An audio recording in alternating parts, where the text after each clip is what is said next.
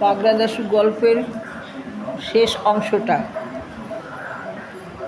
শ্যামলালের রংটি কালো, কিন্তু কবিতা পড়িয়া সে যথার্থই চটিয়া লাল হইল, এবং তখনই তাহার নিচে একটা কড়া জবাব লিখিতে লাগিল। সে সবেমাত্র লিখিয়াছে, রে অধম দুরাচার আসন্ন বর্বর। এমন সময় গুরুগম্ভীর গলায় কে যেন ডাকিল, শ্যামলাল। ফিরিয়া দেখি হেডমাস্টার মহাশয়। ম্যাপের ওপর কি লেখা হচ্ছে? শ্যামলাল একেবারে থতমত খাইয়া বলিল, আগে আমি আগে লিখিনি, ওরা লিখেছিল। ওরা কারা? শ্যামলাল বোকার মতো একবার আমাদের দিকে একবার কড়িকাঠের দিকে তাকাইতে লাগিল। কাহার নাম করিবে বুঝিতে পারিল না। মাস্টার মহাশয় আবার বলিলেন, ওরা যদি পরের বাড়ি শিক কাটতে যায়, তুমিও কাটবে? ওরা যদি নিজের গলায় ছুরি বসায়, দেখা দেখি তুমিও বসাবে? যাহা হোক, সেদিন অল্পের উপর দিয়াই গেল। শ্যামলাল একটু ধমক ধামক খাইয়াই খালাস পাইল। ইহার মধ্যে একদিন আমাদের নতুন শিক্ষক মশাই গল্প করিলেন যে তাহার সঙ্গে যাহারা এক ক্লাসে পড়িত, তাহাদের মধ্যে একজন নাকি অতি সুন্দর কবিতা লিখিত। একবার ইন্সপেক্টর স্কুল দেখিতে আসিয়া তাহার কবিতা শুনিয়া তাহাকে সুন্দর ছবিওয়ালা বই উপহার দিয়েছিলেন। এই গল্পটি বোধহয় অনেকেরই মনে লাগিয়াছিল। বোধহয় অনেকেই মনে মনে স্থির করিয়াছিল, ইন্সপেক্টর আসিলে তাহাকে কবিতা শুনাইতে হইবে। ইহার মাসখানেক পরেই ইন্সপেক্টর স্কুল দেখিতে আসিলেন। প্রায় 25-30টি ছেলে সাবধানে পকেটের মধ্যে লুকাইয়া কবিতার কাগজ আনিয়াছে। বড় হলের মধ্যে সমস্ত স্কুলের ছেলেদের দাঁড় করানো হইয়াছে। হেডমাস্টার মহাশয় ইন্সপেক্টরকে লইয়া ঘরে ঢুকিতেছেন। এমন সময় শ্যামলাল আস্তে আস্তে পকেট হইতে একটি কাগজ বাহির করিল।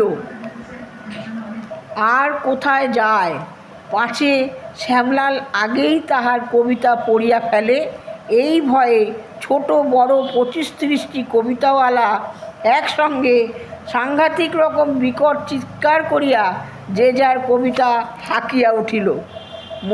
মনে হইল সমস্ত বাড়িটা করতালের মতন ঝনঝন করিয়া বাজিয়া উঠিল।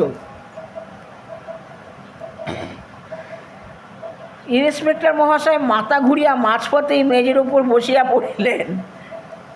ছাতের উপরে একটা বিড়াল ঘুমাইতেছিল, সেটা হঠাৎ হাত পা ছুড়িয়া 3 তলা হইতে পড়িয়া গেল। স্কুলের দারোয়ান হইতে অফিসের ক্যাশিয়ার বাবু পর্যন্ত হা হা করিয়া ছুটিয়া হাসিল। সকলে সুস্থ হইলে পর মাস্টার মহাশয় বলিলেন, এত চেঁচাইলে কেন? সকলে চুপ করিয়া রহিল। আবার জিজ্ঞাসা হইল, কে কে চেঁচাইয়াছিলে? 5-7টি ছেলে একসঙ্গে বলিয়া উঠিল, শ্যামলাল। শ্যামলাল যে একা অত মারাত্মক রকম চেঁচাইতে পারে এ কথা কেহই বিশ্বাস করিল না। সুতরাং স্কুল শুদ্ধ ছেলেকে সেদিন স্কুলের পর আটকাইয়া রাখা হইল। অনেক তম্বিতম্বার পর একে একে সমস্ত কথা বাহির হইয়া পড়িল। তখন হেডমাস্টার মহাশয় বলিলেন, কবিতা লেখার রোগ হয়েছে, ও রোগের ওষুধ কী? বৃদ্ধ পণ্ডিত মহাশয় বলিলেন, বিষমৌষধম, বিষের ওষুধ বিষ। বসন্তের ওষুধ যেমন বসন্তের টিকা, কবিতার ওষুধ তস্য টিকা। তোমরা যে যা কবিতা লিখেছ তার টিকা করে দিচ্ছি। তোমরা 1 মাস প্রতিদিন 50 বার করে এটা লিখে এনে রোজ আমায় দেখাবে। এই বলে তিনি টিকা দিলেন।